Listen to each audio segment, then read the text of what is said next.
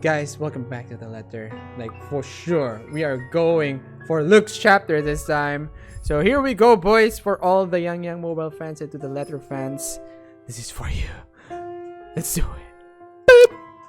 Yes, I can't wait to hear their voices again.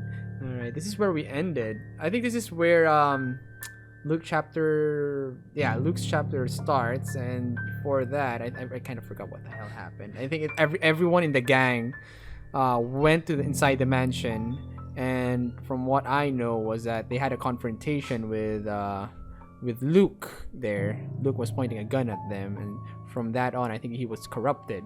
So now we're here to see his POV, point of view of all this, of everything that's been happening in this story. Dude, I can't even remember too much, but hey, as we play, we're gonna get refreshed. Alright guys, so here we go.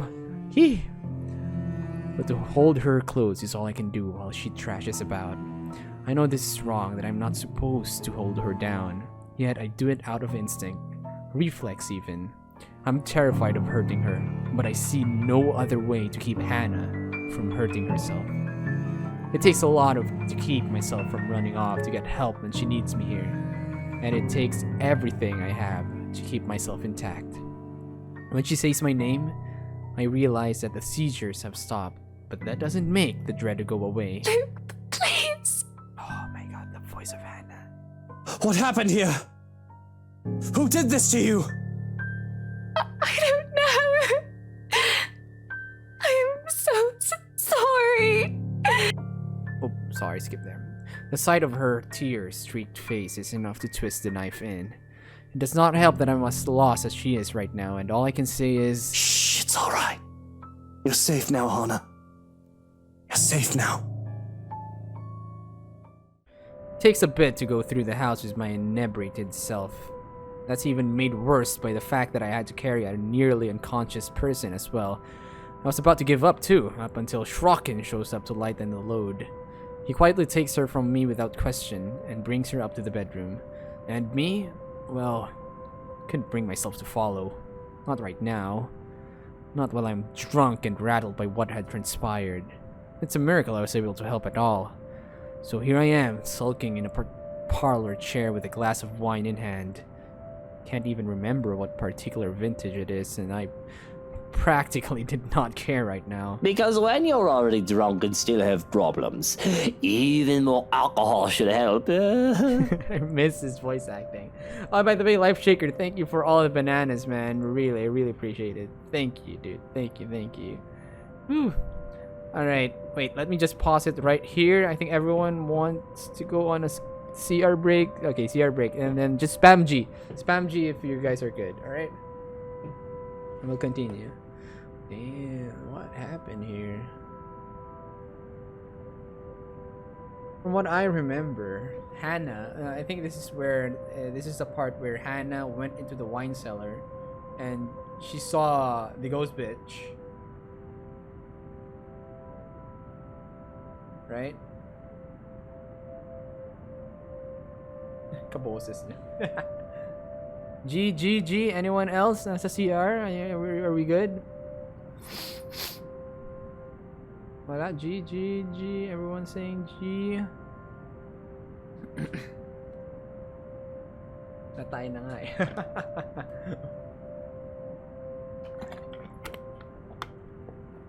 Okay, G. Alright, here we go.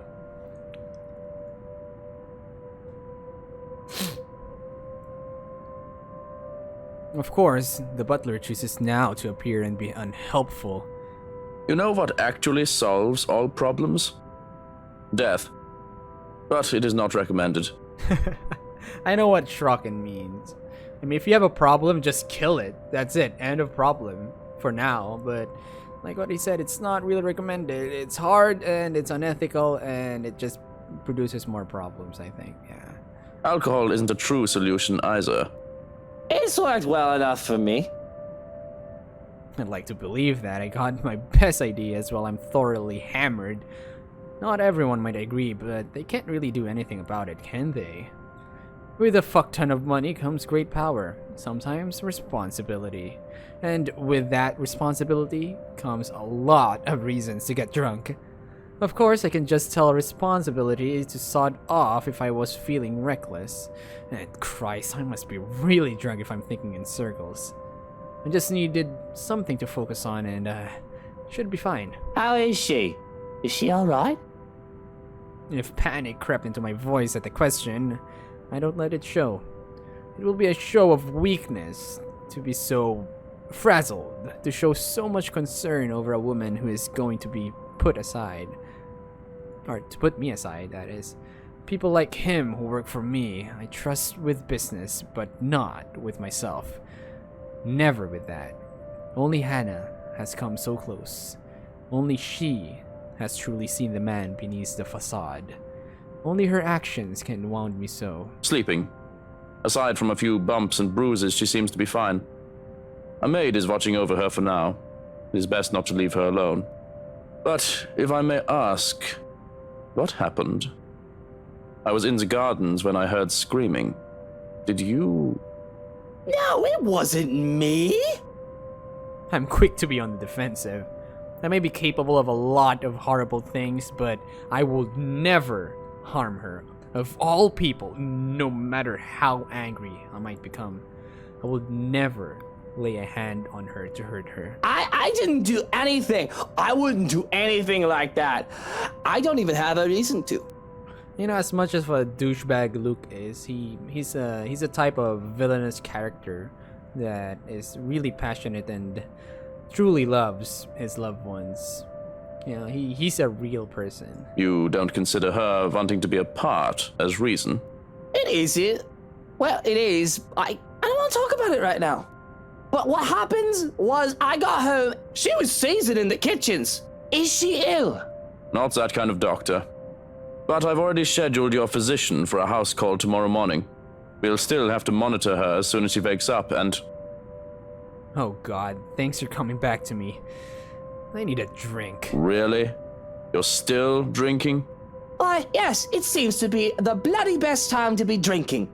I'm allowed, aren't I? After all, I've just found my wife having a seizure, and I shouldn't give two shits about it. Not when she's about to leave me. Oh yeah, they were supposed to have some kind of divorce.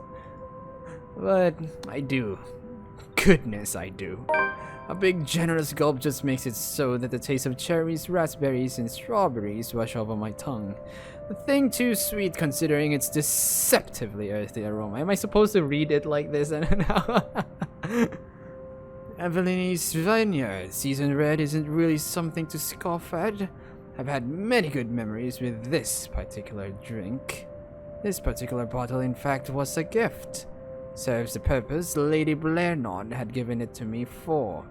To forget. All the same, whether I took this bottle or a Pinot Noir, it is just a means to an end. I will probably have to finish the whole bottle to get drunker than I already am. But no, she doesn't need to be taken care of. If she wants her time apart, she'll have it. It will break my heart to just let her go, but she deserves this much, doesn't she? We both deserve this much. She's had her uses. She's done a lot for me in the 7 years we've been together. Pursued her at first for the money. It was supposed to be strictly business. There might have been a time too when I considered taking her out of the picture so that I can do with the money as I pleased. Well, what a douchebag. Okay. I had planned to manipulate her and I feel horrible thinking about it. But along the way, I had changed. If only for her. Perhaps my father would scoff, tell me I've gone soft. Maybe I have. Does it matter? 7 long years. It had its ups and downs, and it certainly hasn't been a perfect marriage. We had our fights. Who hasn't? But those small moments where we could just laugh and be our happy selves were always magical. They made all those years worth it, and I had seen many more years to come. So, where did I go wrong? I've loved only 2 women in my life. Mother dear, bless her soul, and Hana, who has been my sunshine for so long. Losing her, I feared that I might become more like my father, Had Damien Wright stayed with Mother or any of the other numerous women he's had a child with, would he have been less of an embittered shell of a man? Would having a darling love in his life made him a better person? Perhaps it is bias of me to doubt so, and I don't think I can ever see the old man in a favorable light. I'm just surprised that you're not afraid. She might be leaving with delicate information. Oh, she might know something. But if she hasn't done anything with the knowledge for this long, I don't think she would do anything now. If she had even an inkling of what I've done, what I'm capable of, she'll know it's not a good idea. Yeah, that's something that's shrouded in mystery. Like, the true nature of Luke Wright. The things he does outside business. Hana's a smart woman. Smart, kind, hardworking, generous, and loyal. I can go on and wax poetic about her if I had any talent with this stuff. Why don't you sit down and have a drink with me? Don't worry, it's not poisoned or anything. Lonely? Oh, I suppose there's no harm. With a shake of my head, I procure another glass and pour some of the red wine. Watching the red liquid is fascinating all on its own with my muddled brain that I barely noticed sloshing some of it and staining my suit. It will be an utter bugger to clean, so I'm glad that it isn't my problem. Handing it over, I can't help but look up at the ceiling and let out a sigh. My eyes damp, glaze over though, I won't let it go further than that. What? How do you read that? Raising my own glass for a toast, I clear my throat. We drink to... Do we really need a reason to? The world is messed up. War, terrorism, famine, poverty, loved ones and love lost. The world is a cesspool. Might as well be drunk if we're going to drown in it. A bit less eloquent than your usual speeches, but zum Wohl. A sip, a gulp, a refill, rinse and repeat until the bottle of Veln has barely a fifth left. I must have drunk most of it because I barely see Shrockin take a sip after his first glass. It certainly feels that way. Don't even think I can stand up, let alone walk. I'm all legless. My mind just feels so funny and everything else is equally hilarious. Bloody hell, I think I can make out faces of a bald man on the wallpapers, with the butler also standing up. He looks like a skyscraper from where I'm seated. Jesus Christ, I have Sasquatch as a butler. I have a great alcohol tolerance, so this, seeing how I'm giggling wreck right now, is, I assume, really bad. If there's any sober part of me left, then I'd probably shrivel up and die just thinking of the hangover that will come in the morning. But I can't help but get distracted at the sight of moonlight peeking through the curtains, shiny and shimmery and absolutely splendid. Even if the night brought calm, it is the moon that always enamored me. It is a second sun, but just as beautiful as my sunshine. I want to go out and look at the moon. Mommy, I can't feel my legs. Mutter, I am not. Don't tell me I have to carry you upstairs to bed. You know, Hana, she told that photo man that I was a trying husband. I can't even.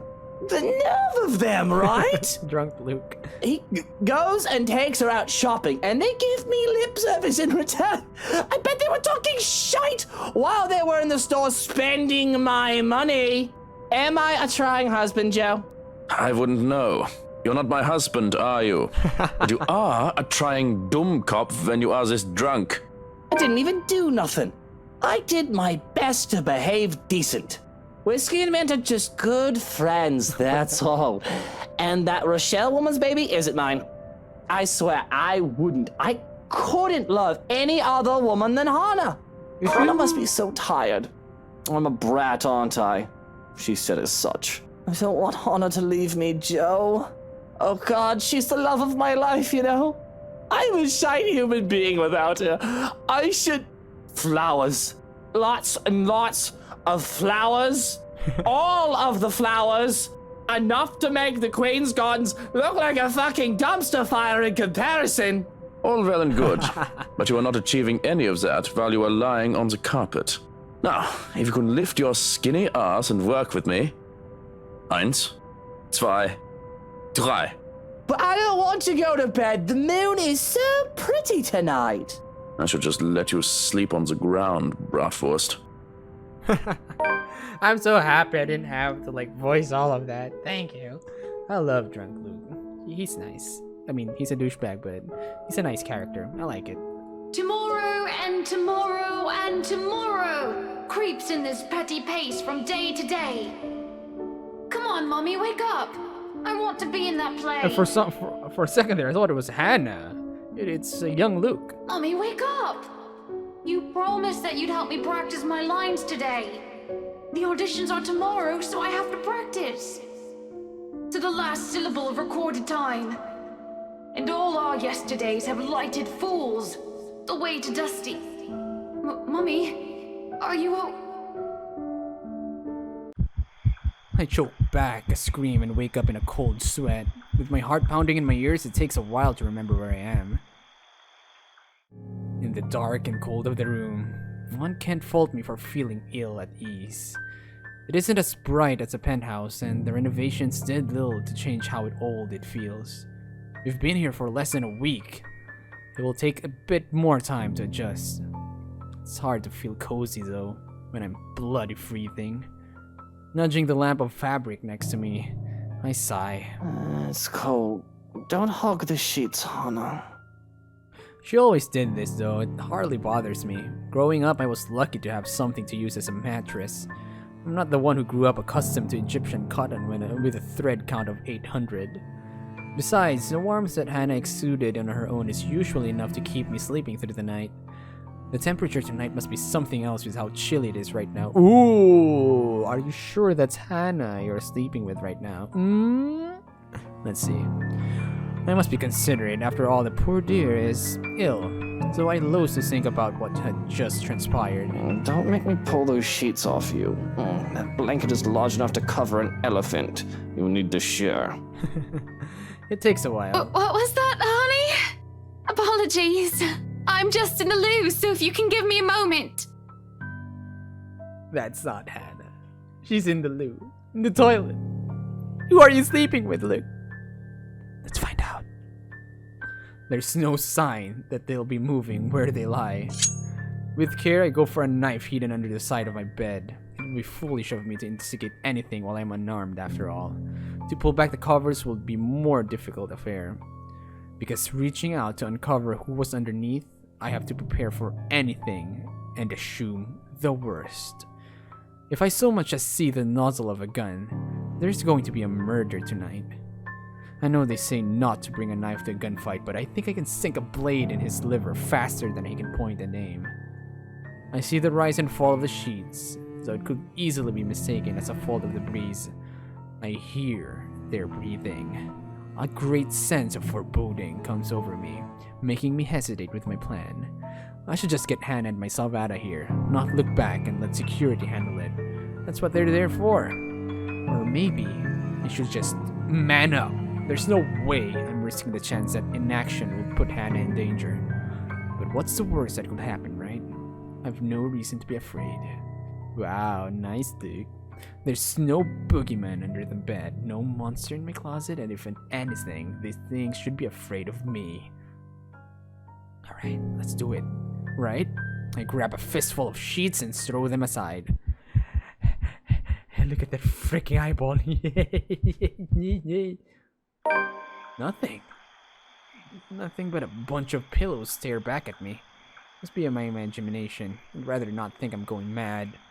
It could very well be the stress getting to me. All this drama with Hana. I've been doing well all these years, all things considered. And I guess I do have a breaking point. But still, the world goes on even if one cannot, and I must go along with it. I suppose a day off or two wouldn't hurt. Rest aside from a few hours of sleep will be welcome.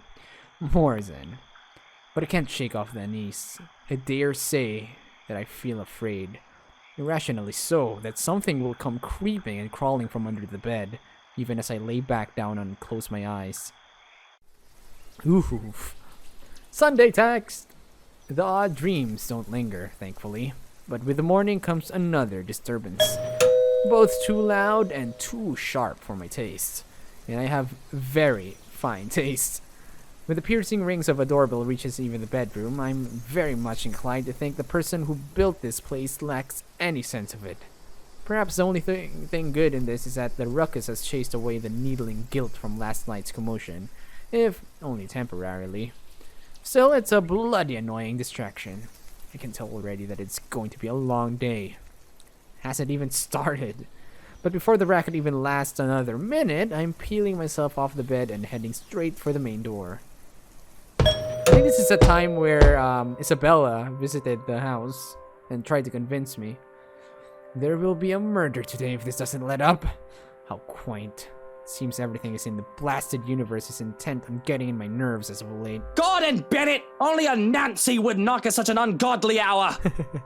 In the first place, I shouldn't be the one doing this. This is why I hired a valet, for frick's sake. Where's that damn butler when I need him? I'll be honest, if only for today. With the mansion this quiet at this hour of the morning, it's easy to believe those little ghost stories might be real.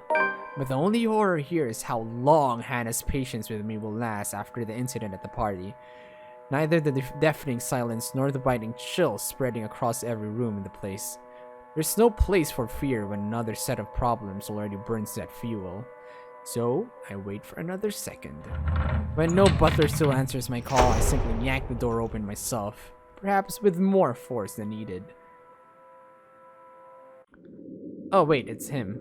I forgot your name. Zach! There you go. And maybe it should be appropriately there, considering the person on the other side and the hour he dared appear on my doorstep. Even someone with a half a brain knows not to disturb anyone this early. Brief confusion quickly gives way to anger, and before the bloody photographer can even get a word in, I'm hurling venom at him. It's less than he deserves, really. Hana will disapprove, scold me for treating the man with such disrespect if she hears me right now, and she seems fond of him, after all, treats him like a friend she's known for years. But she's not here, isn't she? What she doesn't know... You! Again! It's bloody 6 in the morning! What the hell is it now? Listen, sir, I know this is not a good time. Oh, hell yeah, it's not a good time. Oh, it's not a good time! Did you even check the clock before coming here? I bet you didn't! I love the sarcasm and look. This is still my home. My rules also apply to this place as much as Hannah's do. As simple as that. Unlike you, the ones living in this house need to sleep. It just so happens it's also a person I will never take a liking to. No need for remorse. Come back when people are actually awake, or I'll call security on you. He continues shouting even as I slam the door in his face. Some nonsense about the news lately, though. I don't understand most of it. However, with the closed doors muffling the better part of it, and with no ears to listen, his tirade doesn't last too long. Eventually, he leaves, and silence once again fills the room as it should. In hindsight, maybe I should also call for psychiatric services. He certainly sounds mental just screaming like that. A suspicious man like him left roaming the immediate grounds? Nothing good can come of it. But if his presence will indeed bring a problem, a sign of bad things to come, I'll probably know soon enough. Worst comes to worst, Shrocken will take care of it if need be. Yeah, well, it's what I'm paying him for. In the meantime, the bigger problem at hand, a hangover. Maybe I'll have some absinthe to temper it, dog hairs, or some wine to help me get me back to sleep. Counter a hangover with more alcohol. Nice. It's still early. 1 glass won't hurt. Or 2. Whatever the case, I need to think. Wherever that will lead me to. It's nothing. Everything leads to nothing. Except for this pounding headache, as if my mind will burst out at any time and leak out from my ears. My vision swims in and out of view. My stomach threatens rebellion with plans of making me throw up with what little food I've been taking in, with how my mouth feels. Like it's filled with cotton. One would think that the fact that I'm hungover will make me the grumpiest person in the room. But, as it is, my eyes move over to Hana, who is stirring sugar into her tea and scowling down at it. All the while as if it has just murdered a baby in front of her. I have half the mind to bemoan my current state and make a fool out of myself just to make her smile. And I'm rather good at bemoaning. Not that I would admit that, okay. Why, I'm already adopting the posture of a whiny teenager as I speak. slouch forward with my cheek on the table. I can Oh, imagine I'm him. dying! Oh God, I'm dying! Hana! Johan's Are you call an actually ambulance, crying? please! Let it be known that I leave all my belongings to Hana right near Evans. Everything but 30,000 quid. But oh, I see a bright light. I see a farm. Mother dearest, is that you? Little Lucille is on his way home. Lucille? That's your name, Luke? What? I'm so sorry, but I must leave you, Hana. Cover my face.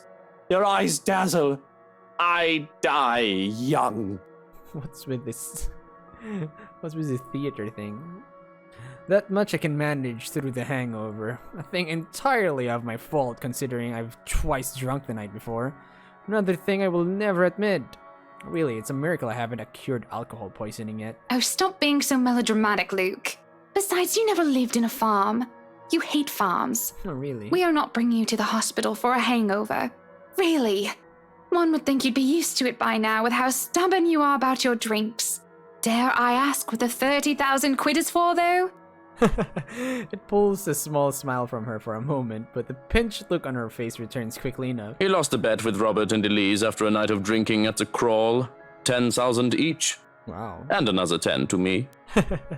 The sneer that makes its way on my face doesn't hold as much heat as it usually does. It's just a bit of a friendly ribbing. Though I still wish he wouldn't tattle. Of course, it wasn't my fault for mentioning the money. It wasn't like anyone will notice 30 grand missing from millions, though. That's how much I spend on a normal weekend. Really? 30 grand every week? Wow, it's nice. Oh, must you be such a teacher's pet? I told you not to talk about it. I'm having second thoughts about moving to the penthouse. If this is what you do when I'm not looking. I've almost forgotten about that little arrangement, too. Shame.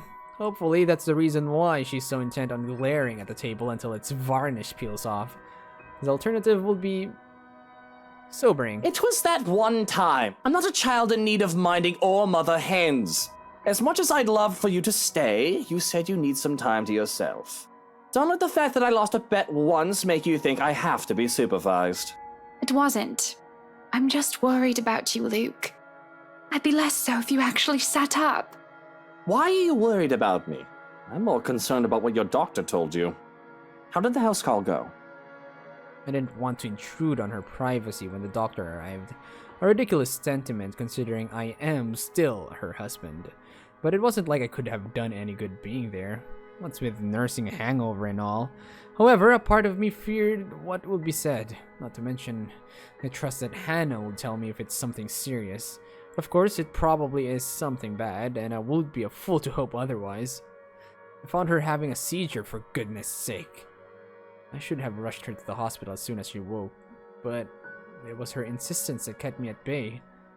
A cup of tea finds itself in my hands, an attempt to appease me, no doubt, but I don't bother to drink, let alone look up.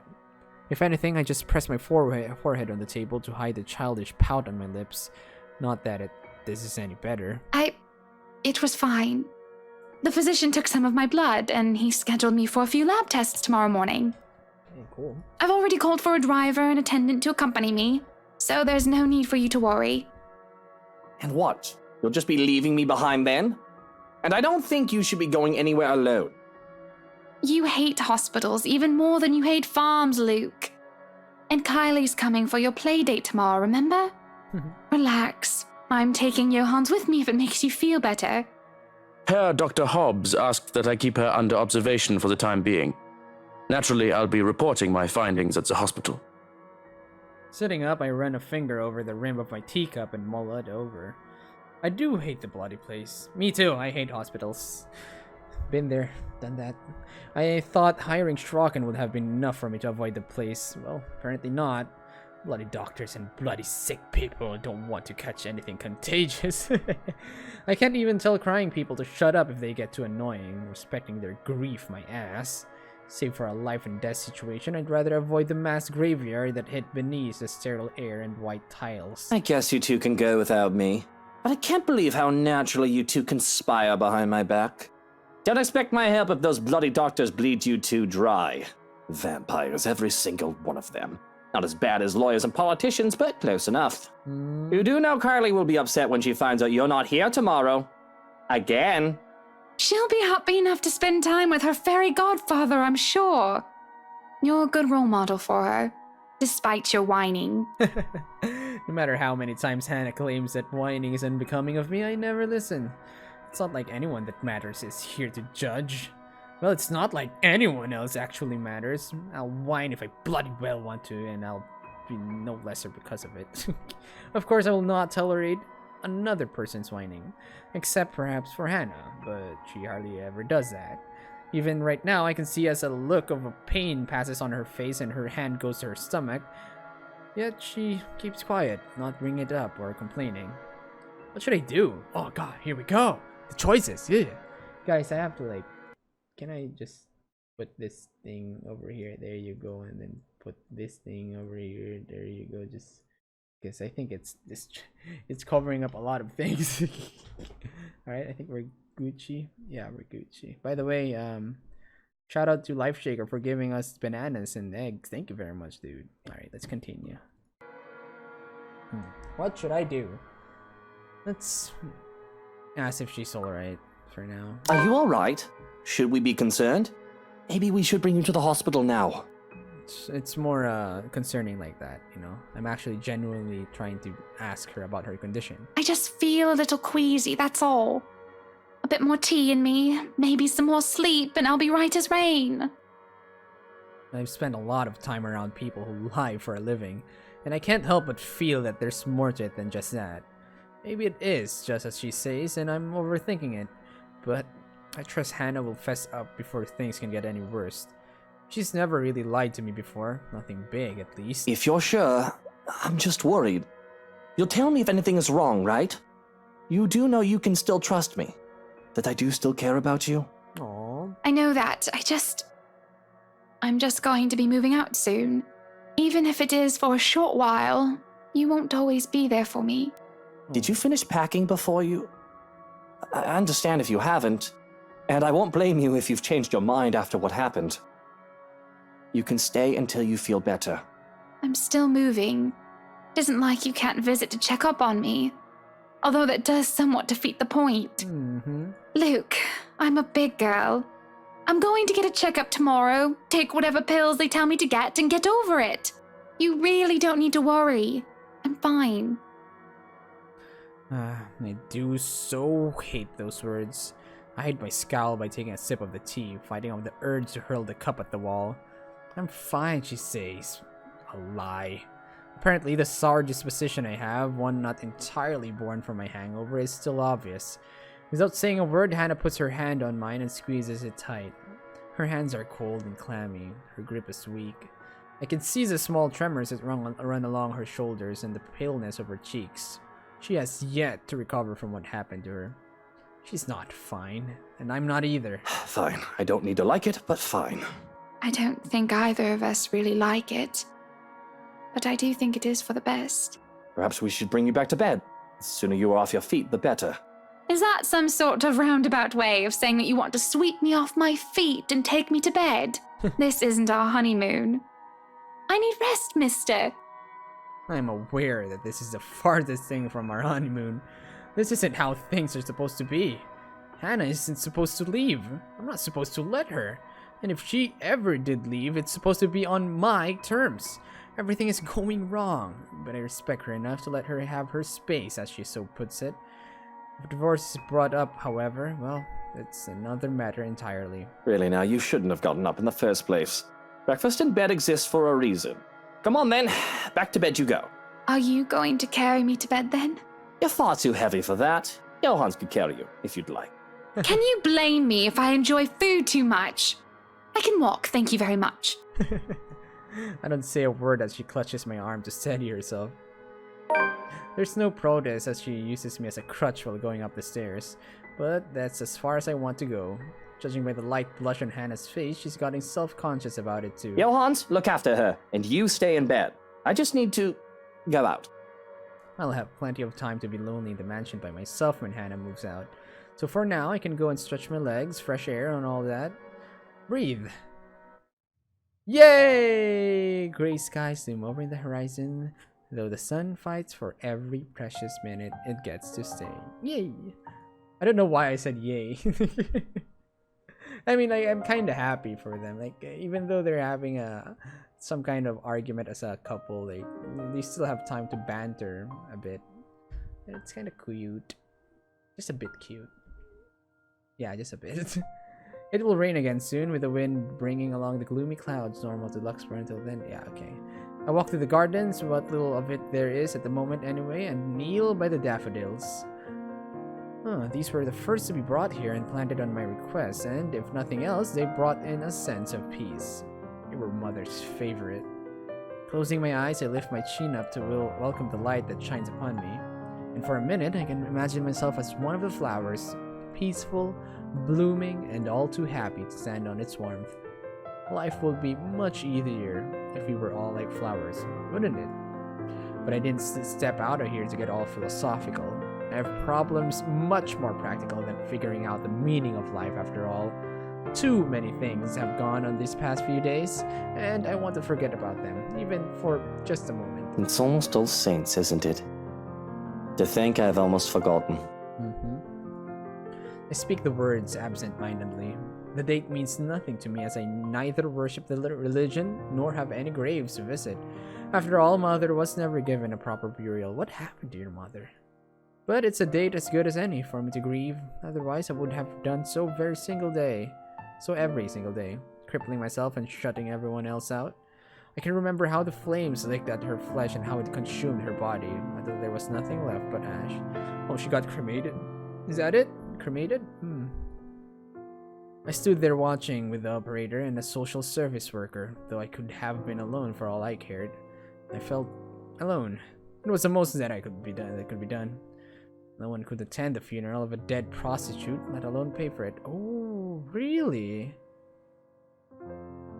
Really? Wow, what? What the hell happened to her mother? I mean, to his mother. Okay. All that is left of her, proof that she had lived, is her name written in the ledger of Luxbourne Cemetery. A lighter and me. Pulling out the lighter from my jacket, I can't stop myself from flicking it open to stare at the flame and to run my thumb over her name. Eleanor. Oh, nice. All in all, it isn't much, but it's something. And it will be wrong of me not to make something of myself when she would have given everything to make sure I can become anything I want to be. Feels like I'm stuck in a nightmare right now. What I would give to have you here by my side, Mother dear. To see you smiling at me. Alive and as beautiful as ever. Such a mama's boy, Luke. I'm afraid I'm starting to forget what your face looks like. I've already forgotten the shade of your hair. Eleanor Chandler was a wonderful woman, though not everyone would have agreed. Not everyone had seen past her occupation, past her vices and her illness. All they saw was a poor woman who sold her body to make ends meet, and had a bastard son because of it. They didn't see the mother who worked hard to put food on the table for me, the woman who gave and gave and gave to me while expecting nothing in return. She taught me the merits of hard work, but though I loved her so, I worked hard for myself. I would not be so foolish, so selfless towards people who would never give back. I learned that from the father who plucked me out of an orphanage for his own selfish gain. I pocket the lighter before I can feel the urge to actually set anything ablaze. Considering my close proximity to the flowers, I will be the most likely victim of arson. Just the thought of it, thought itself is blasphemous. Nevertheless, that doesn't save them from being picked, just enough to make a bouquet of the things in honor of Eleanor. Would you be proud of me if you saw me now, Mother? Maybe. You're always so forgiving. No matter what trouble I got into, more than I deserved. Especially now. It's been a while since I've talked to my mother like this. I've been thinking of both my dear parents far too much, as of late when I shouldn't. I have a future to look forward to and the present to take care of. These memories of the past give me nothing but grief.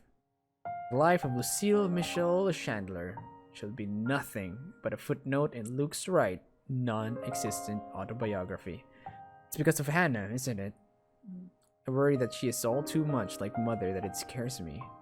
And the thought that I'm turning into my father is even more so.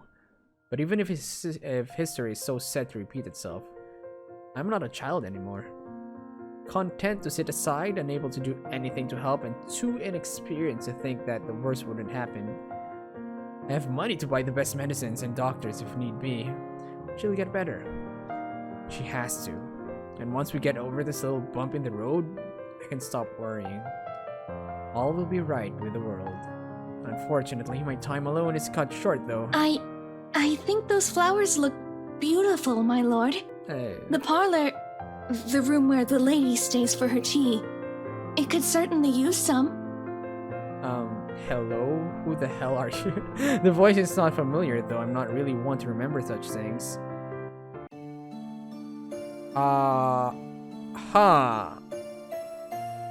It's the... Is this supposed to be the ghost bitch? It probably is. Going with her attire, I would say that she's one of the housekeepers. Strange considering I've sent all of the staff but Johan's away. And her face, as pretty as it is unfamiliar to me. It would be a lie if I said that it didn't set me on edge. Most would say that I cared little for my employees. That isn't entirely untrue. However, I'd like to think I know the people who work for me, especially those who will roam my home, even if it's just a face and a name. Besides, I would remember a beauty such as her. So, who is this? If she is someone impersonating a household staff to get in, she's doing a bad job at it. Didn't you get the memo?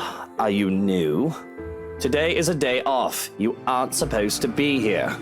I'm kinda surprised, like, housekeepers get day offs. I mean, here in the Philippines, like, the household or the mga yayas don't really get day offs. I don't know. I expect poor excuses and apologies like the likes of her often give, but she merely smiles. Oh, no. I've been a servant here since you first came. Really? And I see no signs of lying or hear it in her words, yet it can't be true. I find that I feel like I can relax. She has that sort of smile that makes one's kindness shine through without words or actions. It reaches her eyes, filling them with a strange sort of mirth, as if she's just thought of something very funny. Perhaps had it been any other person, I would have interpreted it as a deceitful grin.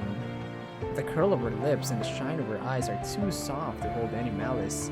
She takes my silence as a sign that she can continue. And it's not like I feel any urgency to stop her. I'm not really in the mood for company. But I'm not adverse at it at the moment either. Entertaining a beauty like her even for a little while couldn't hurt. It helps that she proves easy to listen to, despite how oddly she speaks. I'm sorry. I apologize. I shouldn't have bothered you. Look at me, talking to the master of the house without even asking for permission. What will the others think? Why can't he see the resemblance of her and who's that? Was it Irish girl, the one that sang and the one that he almost slept with? Marianne. There you go, Marianne Machalach. If you'll excuse me, I'll just... I haven't driven you away yet, have I? And it's your day off. I don't see why we can't chat a bit. Flirting now while you're in the verge of divorce. Look very smooth. Of course. If that is what you wish. As long as it does not get you into trouble with the lady. To even take time for someone as lowly as me. No wonder that everyone under the mansion's employ is so fond of you. Though it should have no longer been a surprise to me.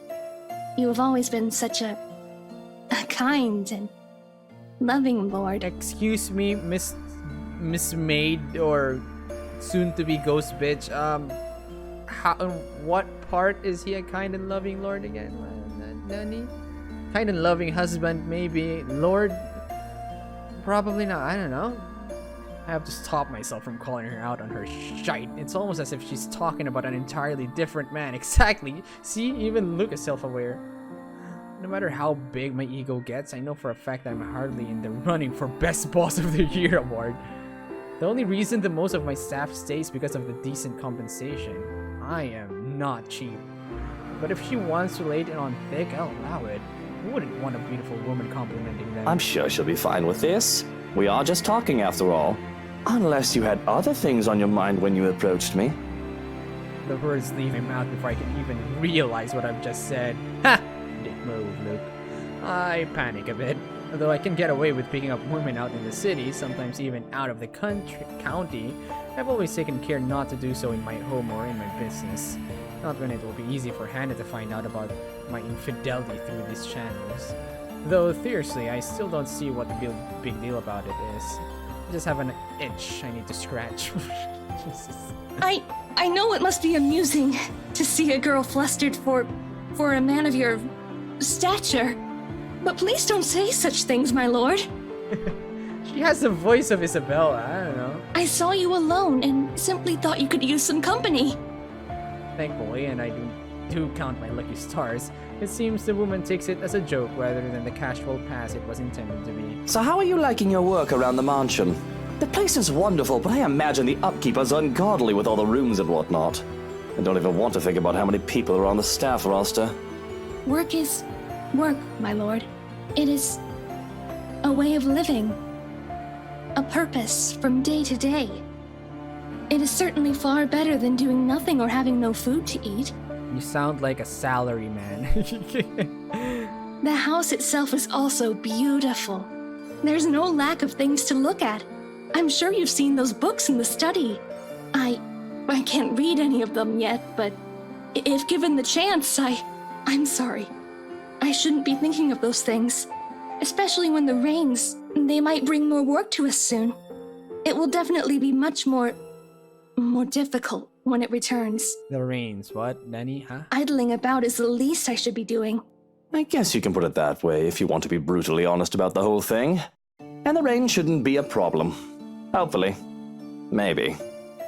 If a little dreary, at least she doesn't beat around the bush. I like the honesty. Many will bemoan their status as a household staff, as a janitor, or other menial role and believe themselves to be for greater things. Hey, nothing wrong with thinking that. And I would not begrudge the idea that one can always get better. But one shouldn't be so discontent with what they have either. The rain is something I simply must get accustomed to if I am to live here. I've not spent long in this place after all. But I have been told that it has rained in this nation since a mother's time and their mother's time. What are you saying? There is little we can do about it. I am just glad to have time in the sun, even for a short while. Isn't that the truth? Really, these sunny days have been welcome, though I can't imagine they'll last for long. Sometimes I just want to pack my things and leave for somewhere like, say, the Bahamas or whatnot. Get some sun and surf. But certainly, you will return for us, won't you? This is your home, after all. Your people, they won't be pleased if the master of the house leaves. Of course, I can't very well leave my businesses hanging here, can I? I just wish I could actually trust people enough to go on vacation without taking work with me. I've also got to get back here if I ever want proper meals. A proper pudding is something you'll never find out there. The woman nods in understanding, and I must say that she makes for a fine listening ear. Though, what she says next gives me a pause, whether she meant for me to hear it or not. And good tea. From what the cook has been telling me, I've yet learned how to prepare one. Good tea. Perhaps once I do, it would endear the lady of the house to me. I never expected her to be so unkind after what she did for me. Unkind? Oh, okay, she's talking about another person now. Alright, okay, cool. Oh, it's only if one catches her in a foul mood. I wish I knew how to avoid her anger. I highly doubt she means Hana. That woman rarely has a mean bone in her body, and when she actually is nasty towards someone else, it's usually deserving enough. Much like with that Rochelle woman. Hell, she even tolerates Harvey for me, even if she did admit that she doesn't quite like the man. She must mean the head housemaid, right? I have to laugh at that. Not that I have room to speak, I don't deal with her myself anymore, though even Johannes has a few choice words about the head hag. She's just been under the right employ when she was also head housemaid for my father. And if anyone's not going to get along with someone, it'd be that crotchety old woman.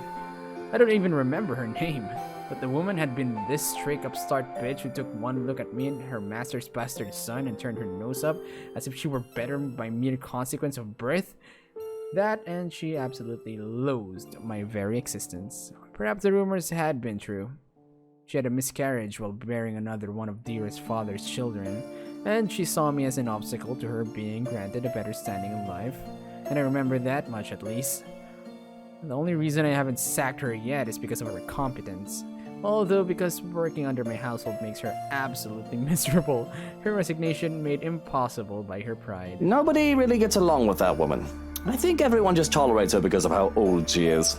I mean, not to be rude or awful or anything, but she's at the age where she'll be pushing daisies soon enough. Is she? Really, my lord? I'm sure the lady is much younger than that. I think the thought of tormenting the young and beautiful gives her reason to live. It does seem that way. Though I feel sorry for her. One's life should not be wasted away on hatred and anger. It is never good for the heart or the head to always carry ill thoughts. But at the least, you are here for us. We are certainly so lucky to have a lord like you.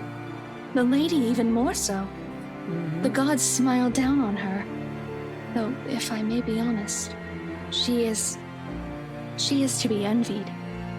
Even when I have my suspicions about her, she's just so easy to talk with that I have forgotten. I don't know who she is and if she's actually one of the household staff. That will explain why she will so easily give obviously wrong statements about my character. Though if she is here for malicious reasons, she would have done more than do small talk with me by now, wouldn't she? I have so many questions. Perhaps curiosity will kill this cat. It's strange that I've never seen you before. What's your name? You do not remember? I don't believe you've mentioned it, or am I missing something? You still cannot comprehend it, can you, my lord? Her answer chips away at the good mood I'm starting to get into. I have every right to be angry at the cryptic response.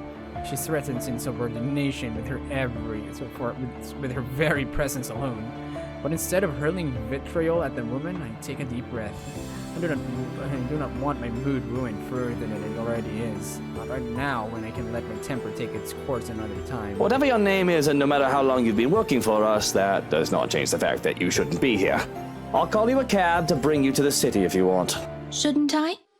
What if I do not wish to leave? Oh, sudden change in music, guys.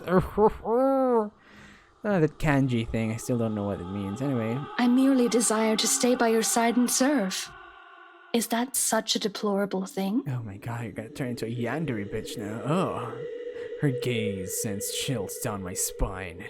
It's too easy to see the devotion, the obsession in her eyes. Not the good sort either, as her scrutiny makes me feel like I'm laid bare. The offness of her presence is all that more palpable with the feeling of bugs crawling on my skin, and the silence that makes it seem as if the world has stopped. Any friendly atmosphere we might have had going for us is completely forgotten. Danger. A small part in the back of my mind screams, the part that has kept me alive all these years, your instincts. And, in hindsight, it'd be stupid not to take heed of it. But I've grown arrogant, complacent, and content to hide behind wealth and power. Yes, it's a deplorable thing, as you said, because I'd like to be alone now. Thank you very much. If you didn't want the day off, you should have reported to your superior. This is utterly unprofessional of you, and I shall be issuing complaints. In fact, if you know it's good for you, you should start looking for another employer. Wow. It's at my threat that the smile on her face turns tight. I see. It escapes you still. This is unfortunate. How despairing that this misery must go on. But maybe, if you come with me, I can help you. I can... When she reaches out for me, I recoil with a hiss. How dare you lay your filthy hands on me without my permission? Now what? I am not going anywhere with you. Now step back and walk away before I have you forcibly removed. There you go. The yandere smile. I like that expression, actually. Phew.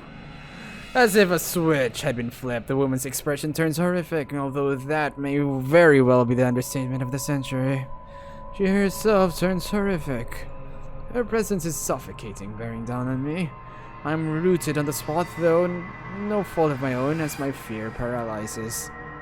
Why am I speaking this way? What? You are too much like that vile woman, poisoned by her rotten influence and her filthy words. But that can be remedied now that you're here. Oh, how we have waited to welcome you home. Come, my lord. The house beckons. Yes. When her fingers grasp the back of my coat, I finally find it in me to break off into a run. Why am I talking like this? I can still feel her eyes on me as I run back to the house, but I refuse to acknowledge it, let alone look back. All I need is to get away from her and to make sure she stays away. If that means acting like a coward and seeking out company to keep me safe, nobody can tell me to do otherwise. Bravery isn't something to be lauded if it comes along with stupidity. It must have been a sight to see the usually composed and reserved Luke Wright bursting through the doors. Not that I have much of an audience unless there are other staff members who's chosen to disregard my orders for them to leave. Really, I still doubt that woman is one of the staff. Dude, if you laid off everyone, even your security is gone, you should have shouted for security, dude. What kind of rich guy are you? Mustering up the courage, I look back through the windows to see if she followed me. She's gone, but I don't take any chances, putting as much distance as I can between us. Stopping to catch my breath, Johan suddenly appeared. Nearly makes me jump out of my skin. Don't fucking do that! You son of a bitch! If I had a gun, I would have shot you! If I had any love left for my mutter, I'd take offense. But what happened to you? You look like you've seen a ghost. Oh, if only it were such a delusion. But I can still feel her sharp nails digging onto my back. The feeling was too real for it to have been a ghost. There was his housekeeper. I think, I'm not sure. In the gardens. She was acting odd and I thought to remove myself from the scene. Oh, you're not gonna voice that, Joe? Okay. Strange. I made sure the rest of the staff had left and the house was empty, as you requested. Describe this woman. I can't copy how the way he speaks. She had pale skin, dark eyes, and long dark hair. She wouldn't give me her name. Ooh, kind of forgot how good the voice acting is in this game.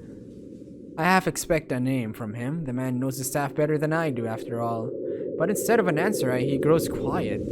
I'm pretty sure that is not a good thing. I'm even more worried when the other man looks me over. I have to protest when he pulls back my collar. What in the bloody hell are you doing? Checking for marks. Needle marks, to be exact. We don't have anyone like that among the staff. You could have easily been kidnapped. A cold feeling settles itself over me at the thought. I've long established my power over the more unsavory characters in Luxborn. Or, I thought I did. And the most harm I thought that could come to me would be slander, robbery, or incarceration. Kidnapping? An attempt on my own person? I've forgotten that I'm as human, as mortal as any other man despite my wealth and status. Fortunately, you look unharmed. But I advise that you be accompanied by trusted individuals at all times from now on. If not me, an assigned guard. I'll be informing them of this soon, as they return from their day in the city. Already I can feel the energy leave me at the realization of what could have been. All right. Yes, I suppose we should do that. But I think I'd like to call it a day. I should be safe in bed, yes? I'll stand guard outside for the night. The madam has been inquiring about you, by the way. A guard, any other threat, and he alone would be enough to make me feel safe. But what I saw, whatever it is I saw, would one man be enough? That's all well and good, but there's something else. That housekeeper, she... Luke, you're home. I was worried about you. The grin that I can muster is probably lopsided, forced as I snap my mouth shut to keep myself blabbling about witches and monsters. Because here I am standing in the hallway, dirt on my pant legs and sweat dotting in my forehead. A far cry from my usual pristine condition. I don't want to worry Hana. A cough. What happened to you? You look like you wrestled in the mud and moss, dear. And those flowers. Were you gardening? I like the analogy of Hana. What? Oh, these. I didn't realize I still had them. I really did not, but there they are, still in my grip, the daffodils I had taken from the garden. Even in the wake of my flight, I had refused to let go of them, whether I was conscious of it or not. Shall I put them in a vase? Let's give them to Hannah. I think she'll like it. Perhaps I did it to save face, or maybe a small part of me really had planned to take them for her. But like a young man presenting flowers to a Valentine's, I awkwardly thrust the bouquet in Hannah's direction. They're for you. These are lovely, thank you. But aren't these?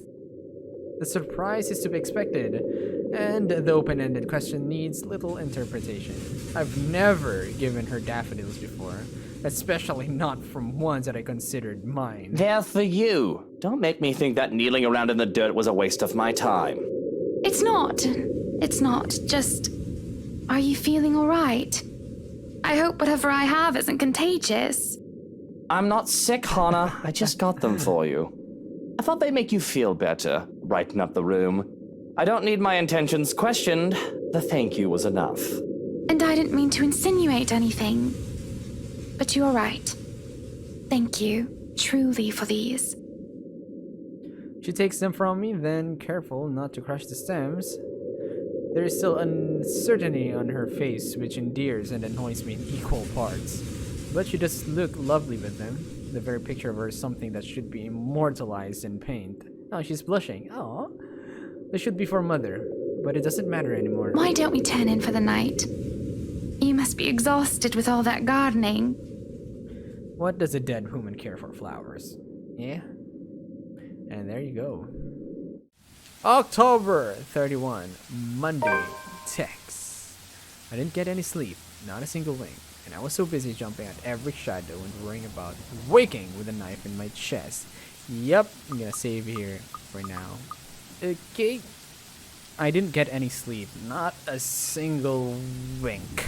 I was so busy jumping at every shadow and worrying about waking with a knife in my chest. Or not waking at all. Even when Hana wakes, in spite of a mild fever, and goes downstairs for breakfast, I stay in bed.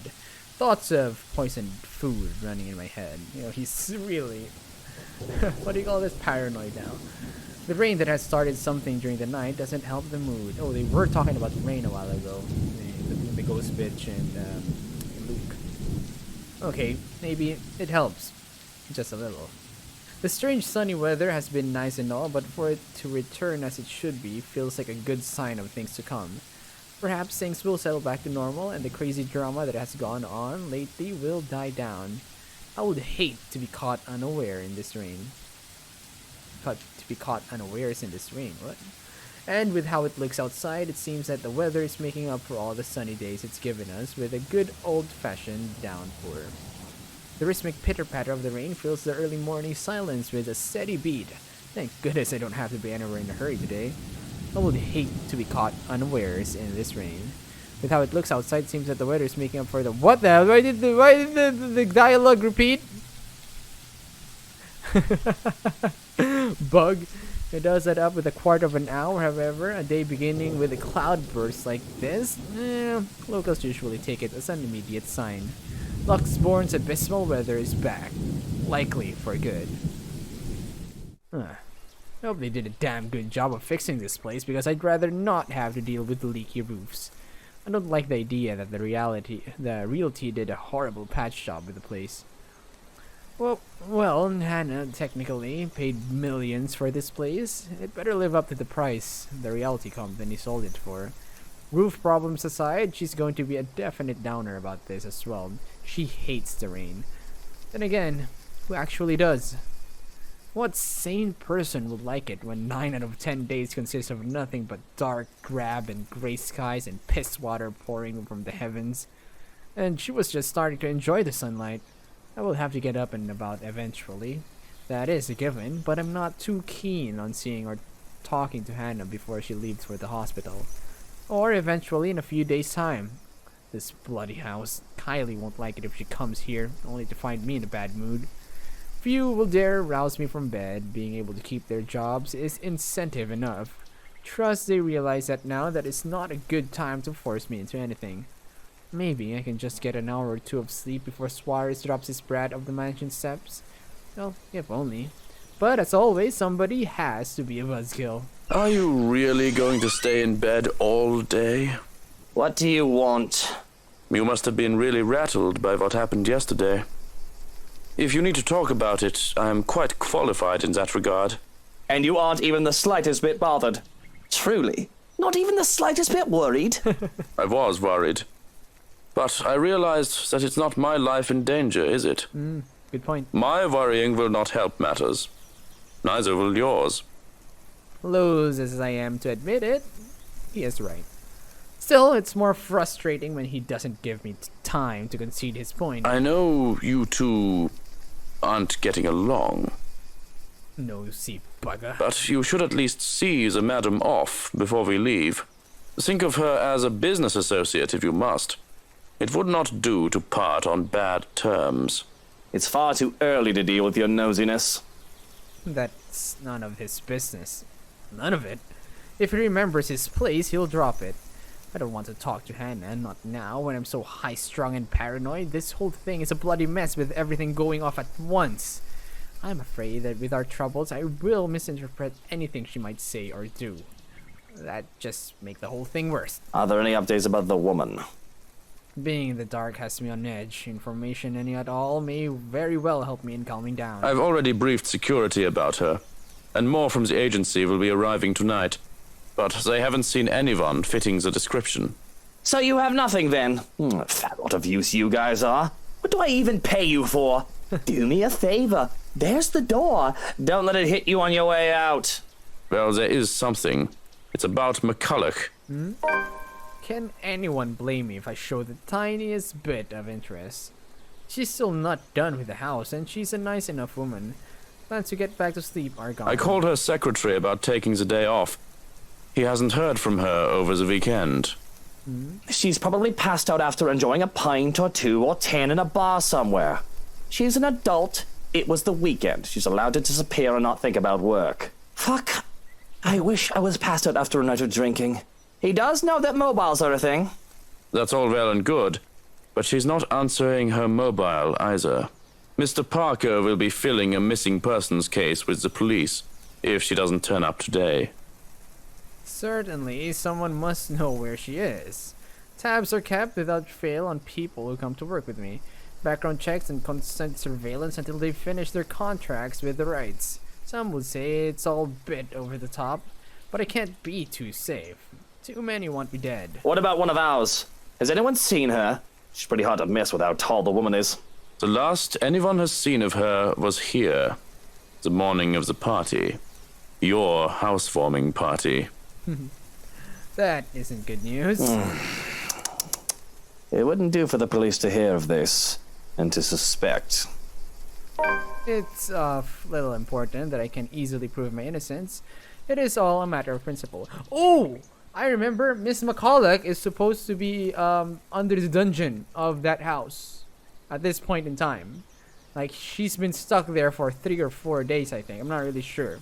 All right, that's what happened. She on the morning of the housewarming party, she went inside the wine cellar and got herself trapped there, and that's it.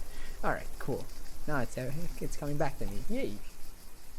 Because even the accusation of misdemeanor should not stain my reputation. Although maybe it is a bit too late to hope for a squeaky clean one.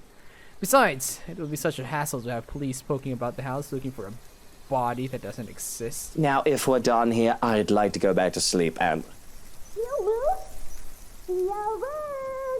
Ah, great. It's Kylie. Hate that fish. Well, there goes any plans of grabbing some shut-eye. Rolling over on my stomach, I can only scream into my pillow. Of course, of course. Ugh.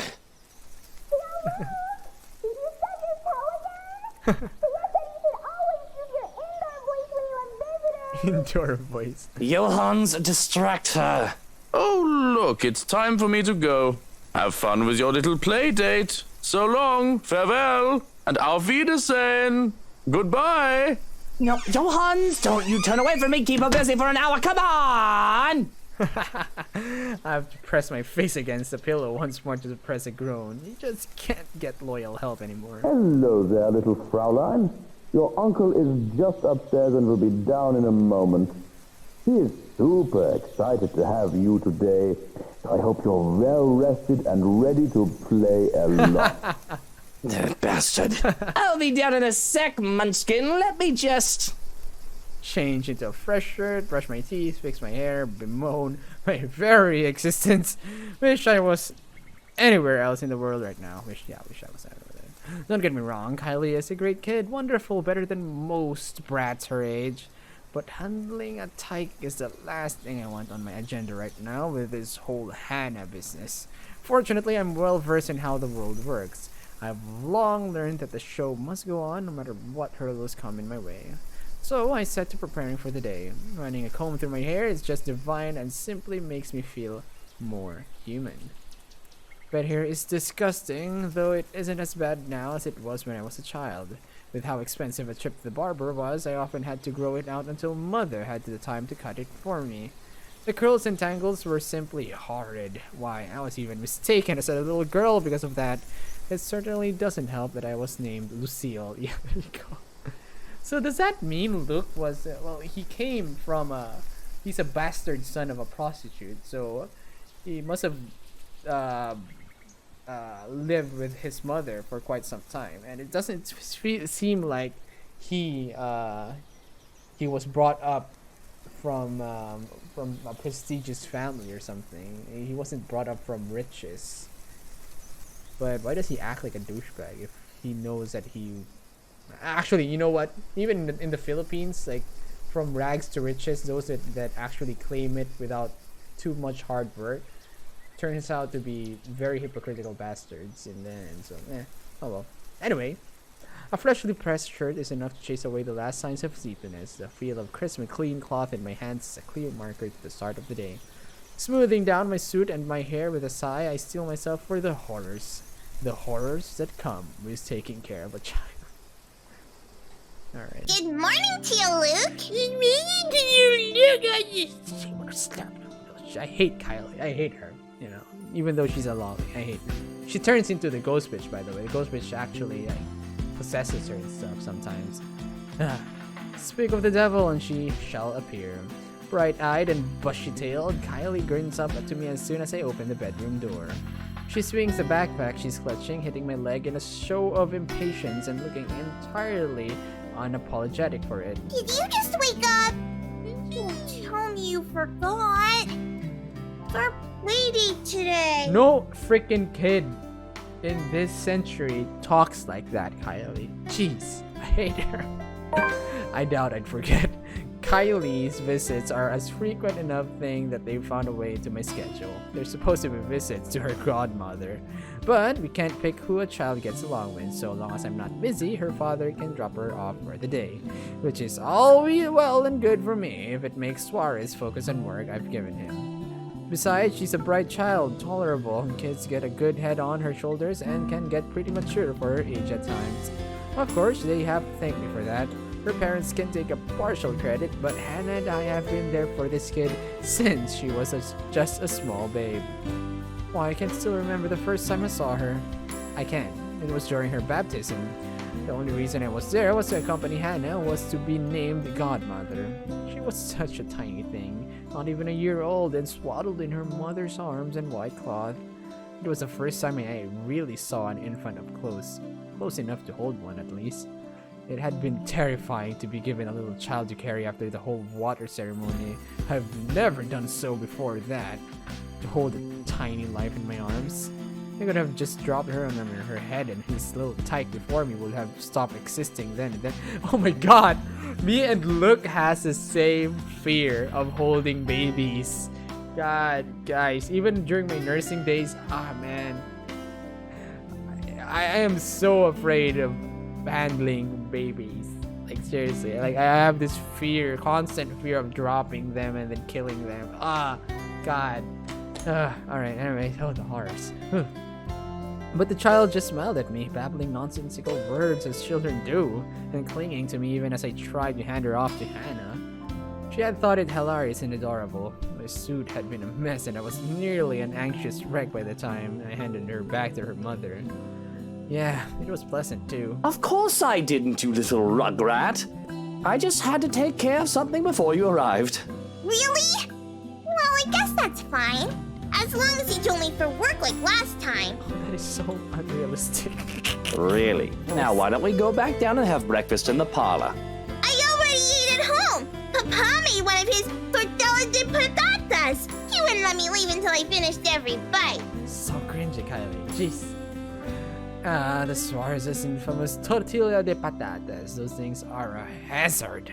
You can probably use one to bullgin someone into submission with how huge they are. It's a miracle Kylie can still be so energetic.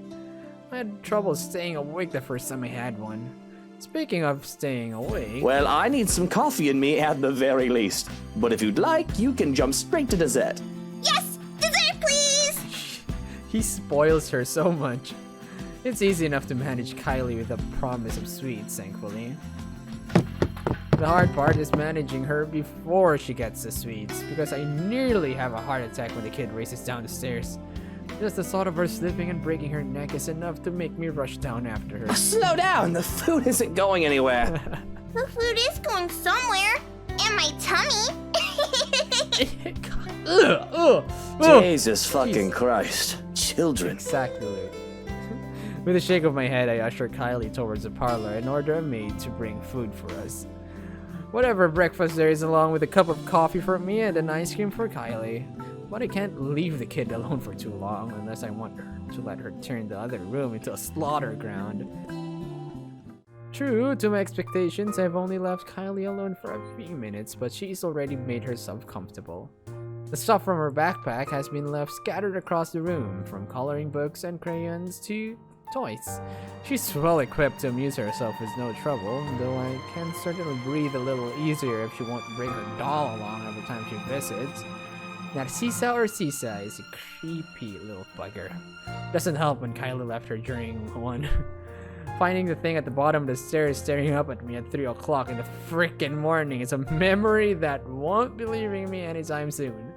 Even now, it stares at me from where it's seated. I'm wholly tempted to just throw the thing into the fireplace and banish it from where it came.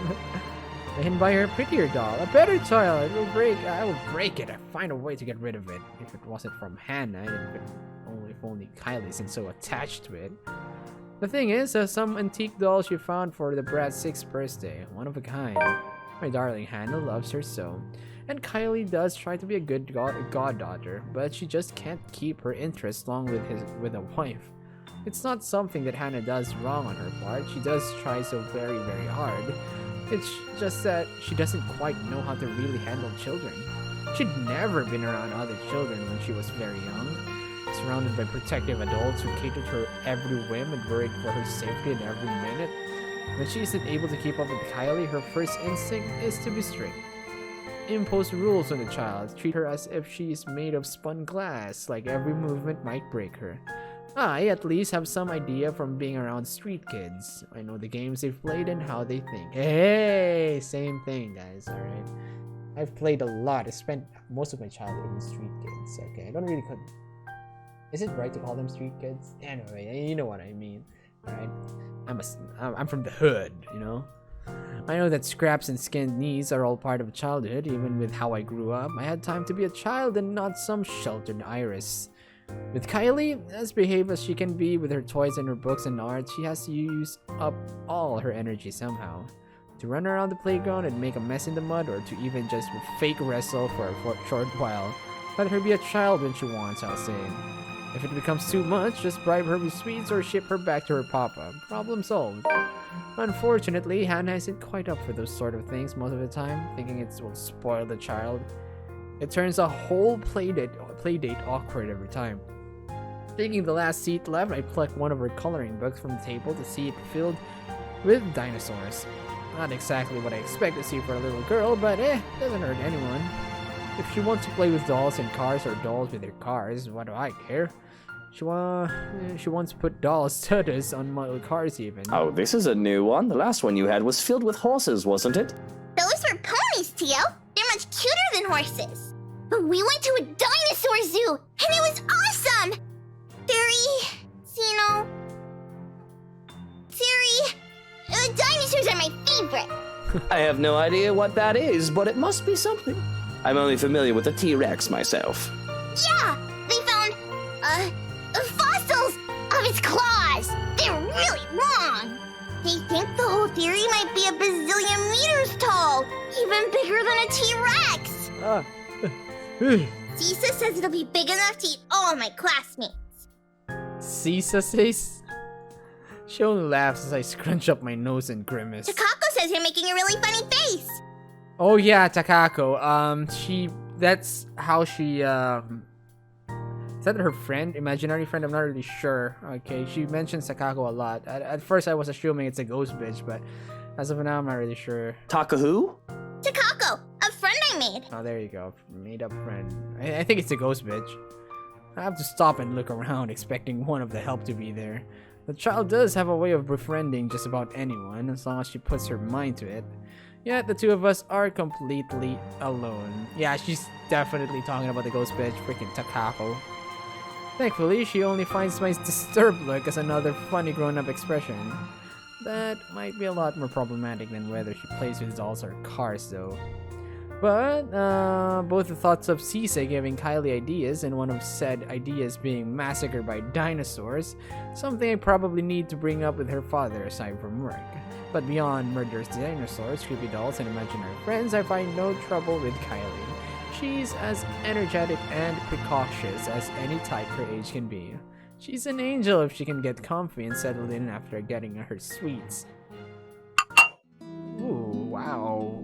Waffles. Can almost taste it.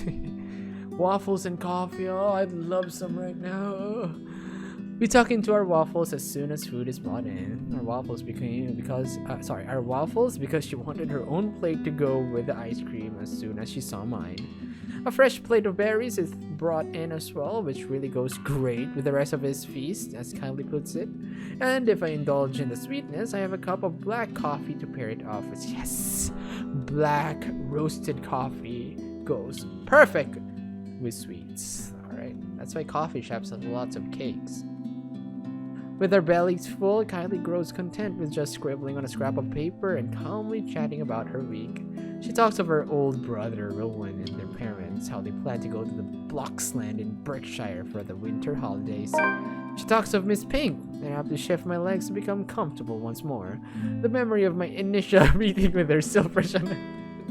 If you guys remember, Miss Pink, I forgot her name. Oh my god, Rose was her name? Rose? Just Miss Pink. Her first meeting with Luke was in a bar, and she gave her a low blow. Okay, that's why. An unpleasant memory for Luke. Okay, Rebecca, there you go. Rose, Rebecca. Thank you, Granny. There you go, Rebecca. God, I forgot the names of the people here.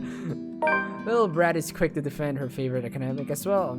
The woman has yet to offer a proper apology, and she wishes to give one on her behalf, all diplomatic like I taught her. She talks of the sad man in the park and of her new friend who likes to play hide and seek when she's not sniffing in the loo. When finally she finds nothing new to talk about, she goes back to her drawings. That will change as soon as her stomach settles. Of course, the calm before the storm. Because, behaved as she is right now, I can feel the curiosity just ready eating for her. There's a restless buzzing under her skin, and the question on the tip of her tongue, as they often are with children her age. But for now, I can take this piece with no complaint, or for however long it stays. I have fun with the crayons as well, at the child's consistence, even if I can't really draw. With Kylie using the black crayon, that leaves me with the blue one. I absent-mindedly start to draw a puppy to the best of my abilities. It's as I attempt to give the doodle dogs another eye that Kylie breaks her silence. Tio? Where did Tia go? I saw them leave when I got here. Oh yeah. Tia didn't look so good. Really? I've been expecting a lot of different questions. The kid always has a whole bunch of them ready for me. But I can only sigh when she posed this particular one. She's just going to the doctor's for a checkup. And as kids go, there are follow-up questions. And you didn't go with her? Oh, come on. You're gonna judge me right now, Kylie. Well, you were going to be here, sweetie, so I had to stay behind. So she's all alone? At the hospital? Oh, no, of course not. Tia has Johan's and her maid and a guard. She's got plenty of company. Yeah, but you're not with her. If I didn't know better, I'd say the kid is trying to make me feel guilty. Though I don't know if the bitter taste in my mouth is that or something else entirely. I really don't have time to process what the emotion is as the brat opens her mouth again. You should have gone with her to the hospital. Hospitals are scary, you know. I see. Exactly why I didn't go. I don't like hospitals, Kylie. That's all there is to it. Maybe that's why I like Luke that much. Even though he's a freaking bastard douchebag, we have a lot of things alike. Hates hospitals, hates holding babies, hates people. I don't know. So you're not angry at Tia? You know what? Can I just wait a moment? Wow. I'm curious.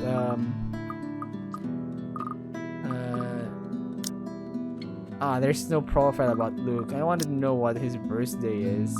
Okay. Can I? No, never mind. Okay, anyway. Why would I be angry at her? It isn't her fault she got sick. I heard you and Tia are fighting. I heard that you might not be together anymore. Where the hell did you hear that? I have to stop her there. Sure, it's easy for people to jump to conclusions and presume that we might be fighting. No thanks to Rochelle.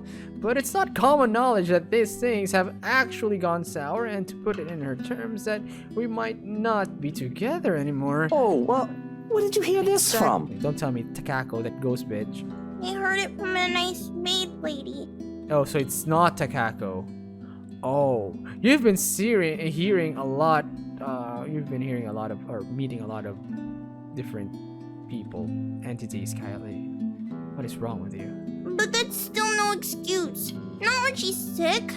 She needs someone to hold her hand and bring her soup and make her drink medicine. I'm livid that one of my employees might gossip into a child of all people. Who says such upsetting things to a child? My anger dies out when Kylie starts to tear up. She holds it back in an effort to not seem so childish, I assume. Though I am honestly confused as to why such news would upset her so. Oh, no. Look, Kylie, there's no need to cry. I'm not going to cry. Are you sure? You've got no reason to cry. Even if Hana and I won't be together anymore, you can still visit me and I can still visit you. That's not the problem. Why don't you and Tia love each other anymore? I still love her, Munchkin, and I'd like to think your Tia still does too. Isn't that the truth? I love her. I'm just total shit at showing it. Another thing that me and Luke have in common, you know, I love my girlfriend so much. I just suck so much in showing it. Shout out to my girlfriend, Ding Chen. How are you? Yeah, so yeah, that's cringy. Never mind, sorry. A small part of me screams that I was not worthy to be her husband in the first place, no matter how hard I deny it. Perhaps in another time, another place, another me, I would have confessed that the whole world is nothing compared to her. Well, why are you two fighting? You grown-ups are so stupid sometimes. Because that's what grown-ups do. Why? Because I'm a brat, probably. Motioning for her to come closer, I wrap my arms around her and rub her back in an attempt to comfort the child. Only when I feel her tears soak into my jacket that I realize that there might be something else to her worries. I've heard Suarez is not getting along too well with his wife as of late because of how busy he is with work. Oh, I see. Oh, man. So, you know, Kylie loves her Tia and Tio so much. And seeing her own parents being like that, it's kind of like the last straw, you know. She doesn't want her Tia and Tio to leave her as well or to break up as well. Really, I was wholly tempted to just brush her question off and say that it's a grown-up thing. I could content myself in pretending that this isn't happening, but it seems like she needs to hear this. That just makes it all the more painful to try and explain this because I have to explain it not only for Kylie, but also for myself. Sometimes, people fall out of love. Or they think they've fallen out of love and need time apart. It's not necessarily a bad thing. They might be angry at each other, or they might feel sad. They need time for themselves to think about each other, to know if there is still love. Maybe they'll be back together again. Or maybe it's better for both of them to move on. Very wise words from Luke. Instead of staying together and hurting each other, pretending they still love each other. Exactly. See, love Luke. It's pretty awesome. There's nothing final, but here we are at the crossroads where the wrong step might end in a heartbreak. Hana thinks we need some time apart, but we aren't done just yet. But yes, grown-ups can be rather stupid. Toast to you on that. You're still gonna be my friend, no matter what, Teal? Of course, my life would be less exciting without a little brat like you running around and making a mess of it. And you better stay my friend, even when I get all old and wrinkly. Kylie's shoulder shakes in laughter as she pulls away and gives me a toothy grin. We're already old! Why did I laugh? Why did I... Darn you, Kylie. But don't worry. When you die, I'll burn you and put you in a jar so I can keep you forever! Just like they did with Abuelo! Whoa. Whoa there, Kylie. Whoa. That's pretty dark. For your age, Jesus Christ. Who's Abuelo?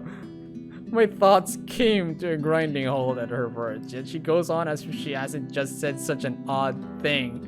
Why, it almost seems like the tyke is looking forward to my funeral. As if there is no confused expression on my face, she pulls me back to our drawings, commenting on the state of my weird dog. I think your puppy would look better magenta. Magenta. This game is like, oh, how many old?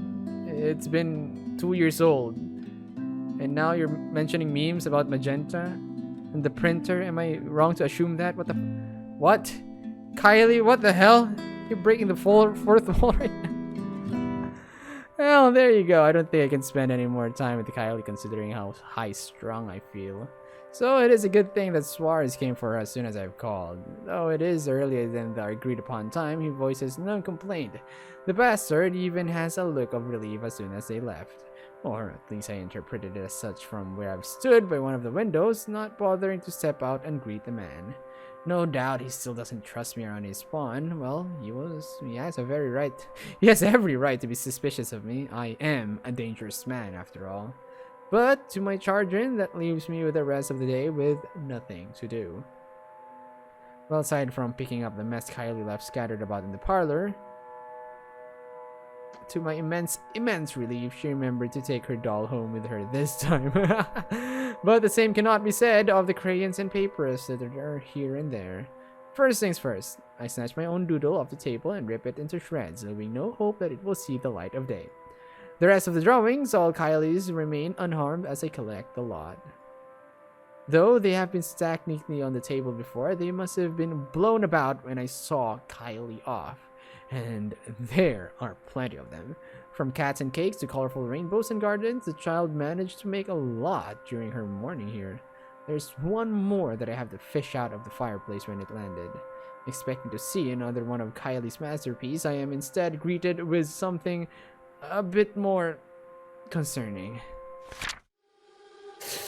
Woo! I hate kids' drawings with ghosts in them. I hope I don't see one when I have a child in the future.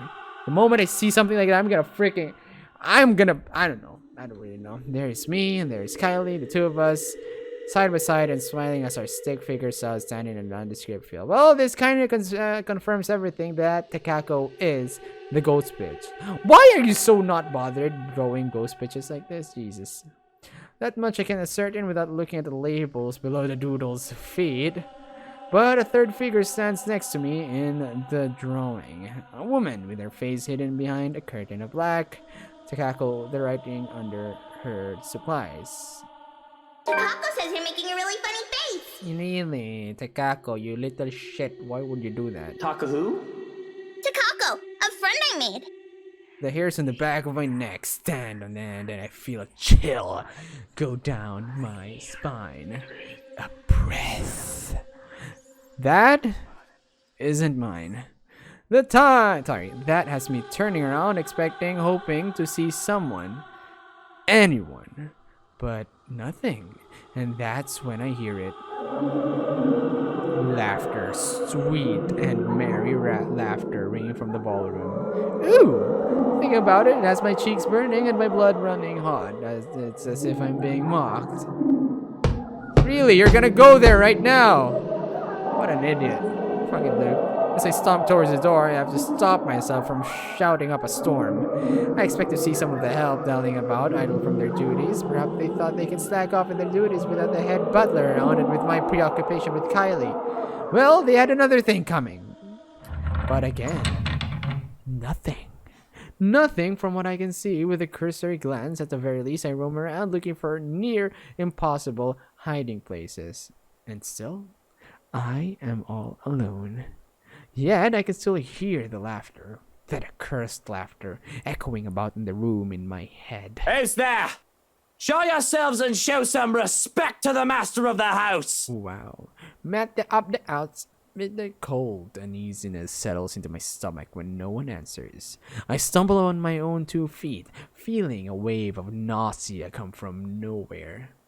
Have to put a hand against the wall to stay upright when the world shifts and pain explodes from behind my eyes. It takes every ounce of my self-control not to heave, then and there. The only thing my pride allowed me to do then is to close my eyes and attempt to alleviate some of the pain. But then, vague, unfamiliar images, dare I say memories not mine, flash in my head, unbidden and unwelcome. Like a strong hammer strike to the head, threatening to crack my skull and split it in 2. Whatever emotions they hold are muted. I'm nothing but a spectator. Still, its weight feels palpable. Though it doesn't take long for these sensations to get into my head, through my eyes and my ears, it creeps and buzzes in the spaces between. One after the other, they come at me, an unending flood that threatens to sweep me away from what feels like an eternity. Each one a show of both joy and suffering for those who have called this mansion their home. Each new scene is like a hammer to the head, threatening to crack my skull and split it in 2. I can feel every little emotion in the blurry images that present itself in my head. I feel a part of these, like I've lived through them. Though I know that this is not impossible. This is impossible.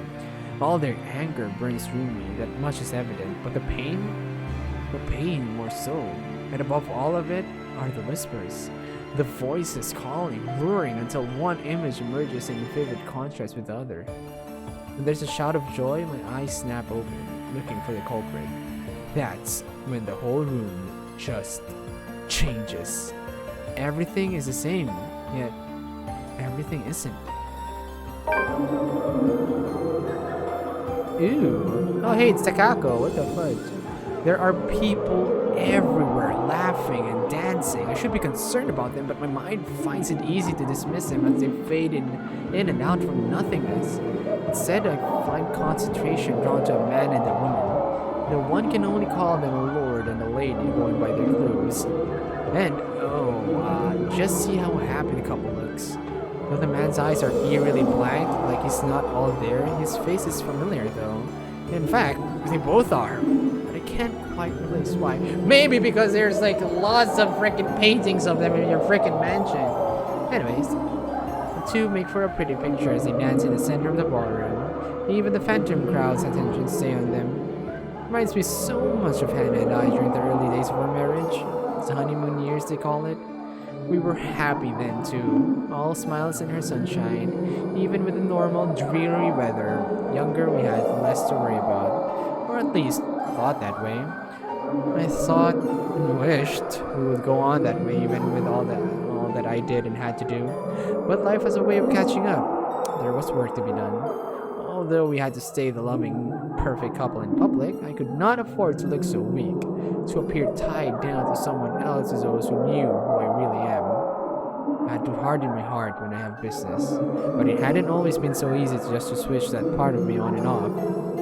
I should be concerned about their intrusion too. Ask what in bloody hell they are doing in my house, throwing a party as if they own the place. Ask myself how the fuck I didn't notice what was going on before, when the parlor and the foyer are both only a few doors away. There's a horrid feeling of envy. And though I had long accepted that I am a jealous person by nature, I have never felt such a strong feeling of envy as I have now. They were happy with each other, these people.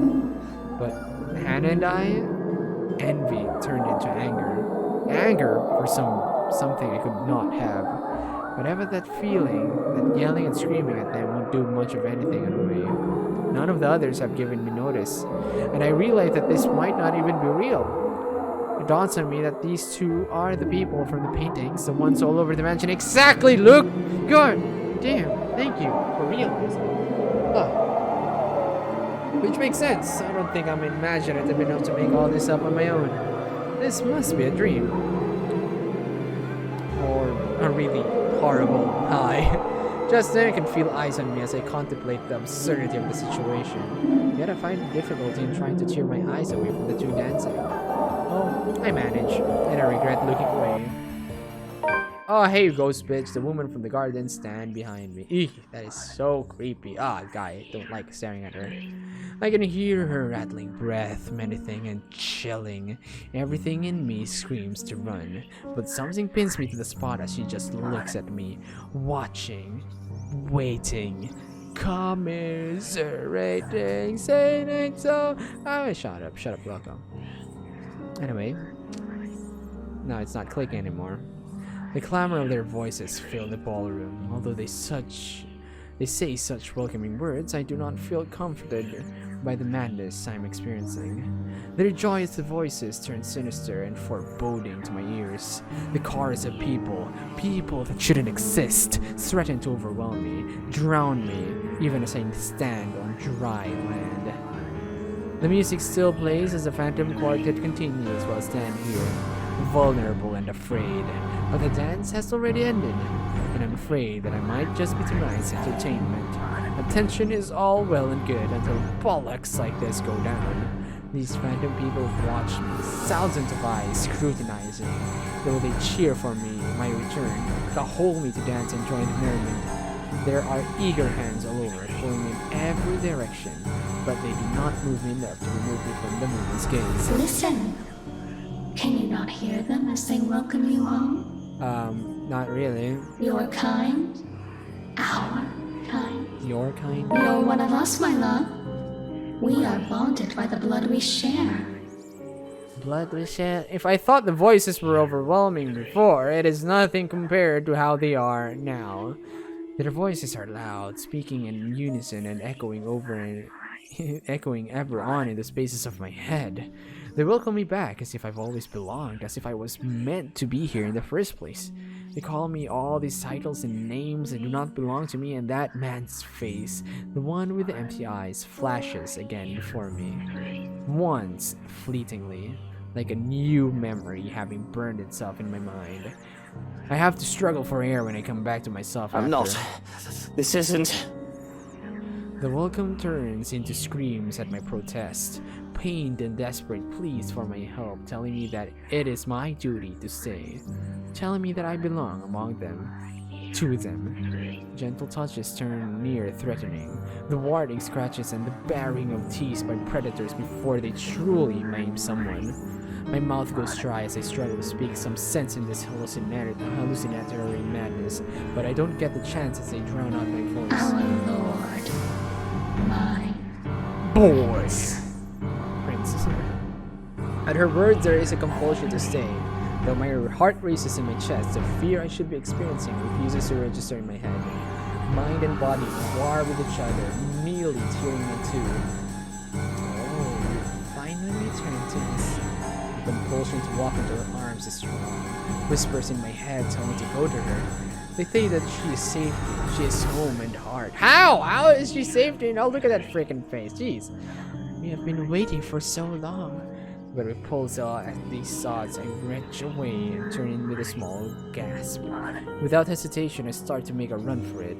I nearly falter when an angry shriek pierces in the air, inhumane and monstrous. I don't dare look back. I just run. I didn't care if this is a drug-induced hallucination or not. I just run. Out of the ballroom and out of the parlor. It's only then that I bothered to look back, hoping and praying to the god I scorned that it did not pursue me. I would have run all the way out of the mansion too if only someone would get in my way. I collide with a body much larger than mine and fall back to the ground, head spinning as I look up at the stained glass. Turning my head to the side replaces a colorful sight with a pair of shiny black shoes. Fatigue fills every inch of my being then, making me refuse to get up. Meanwhile, a familiar head of ginger hair looks down at me in bemusement. You really must look where you're going if you insist on running about. Do tell, where is the fire? Oh, thank God you're here. I do hope you don't have a concussion. Can you count backwards from 15 to 1 for me? Oh, fuck off, you wanker. Just help me up. I do not think insulting me if you do have a concussion is a smart decision. But no, really. 15 to 1. Jesus Christ, it's sarcasm. That woman, she was here. I told you to keep an eye out for her. The other man offers an arm and pulls me up to my feet then.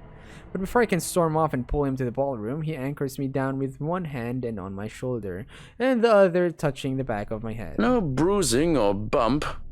That still does not mean that you don't have a concussion. If you are too lazy to count backwards, can you tell me your full name? Where are you currently? We don't have Lucille Mitchell Wright, and this is the Ermengarde bloody fucking foyer. But we don't have time for this.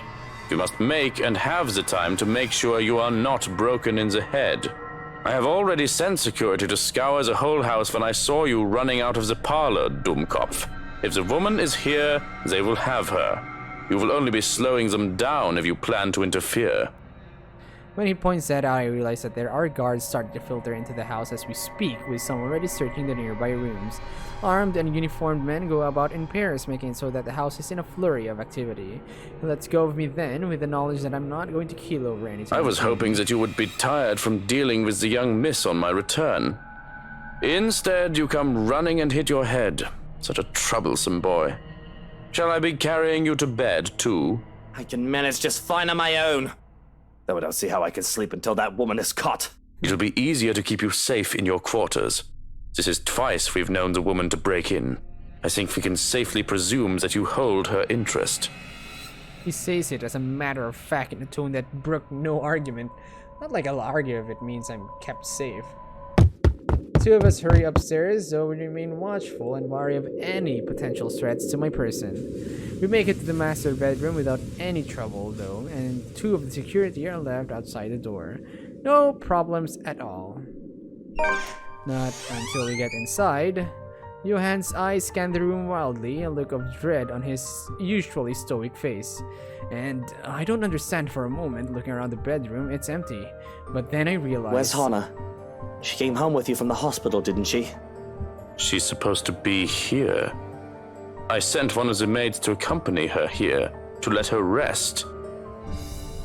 And I feel the color drain from my face when he raises a hand to stop me from charging out there. Stay. I'm not staying in here while Hana stays out there. One of the guards will find her and bring her here. And what if they don't? What if that woman gets to her first? What if she already has her? That's not possible. You can't promise that. There's no second thought as I reach under my side of the bed and pull out one of my knives. I have no doubt that the other man can take me on if we are both unarmed. But with this, I can even the field, or at least deter him from escalating the situation and risking hurting either of us. I'm going out there to look for Hana, and you're either with me or you aren't. I'm not risking Hana, and I'm not leaving her alone. Still, like a stubborn mule, he refuses to budge from the door. There's a withering look on him that I try to match. One that somehow I am losing fast to, even with him not saying a word yet. Can you see yourself in the mirror right now? You are in no proper state to go looking for anyone. If it will make you happy, I will do the looking.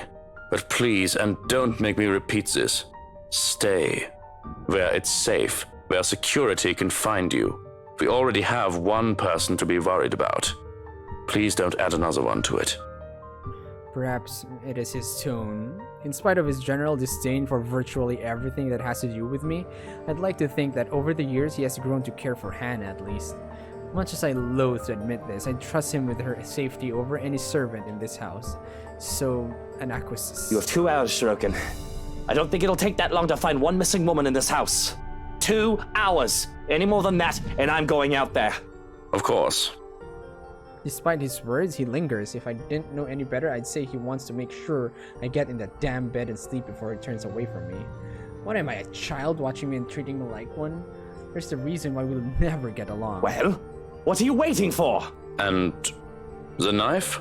The knife stays. Very well. Only then does he seem to get the hint. With a nod, he leaves, locks and closes the door behind him. For a moment, I still hear his voice while he gives the guards outside firm instructions, then a hush as soon as he departs and his footsteps fade away. One that doesn't quite last. As quickly as the silence settles, lightning flashes across the sky, followed immediately by the loud boom of thunder. And that wanker strikes so dangerously close that I can feel the electricity in the air. The power goes out not a second later, and I feel as I am being mocked by whatever greater power there is. All is deathly still for a moment, but soon the rain starts once again. Far heavier than the light drizzle from this morning. Its pitter-patter hitting hard against this place's roof. Despite the noise, I find myself drawn to my bed, exhausted, hoping for a little nap. I'm safe here. Hana will be safe too. Shrocken will find her, and when I wake, she'll be here. It does not take long. Once my head hits the pillow, in a matter of minutes, darkness claims me, bringing with it laughters and whispers of a twisted love from a time long gone. Wow. Alright, cool. Whew, what am I supposed to do? I'm gonna save here for now.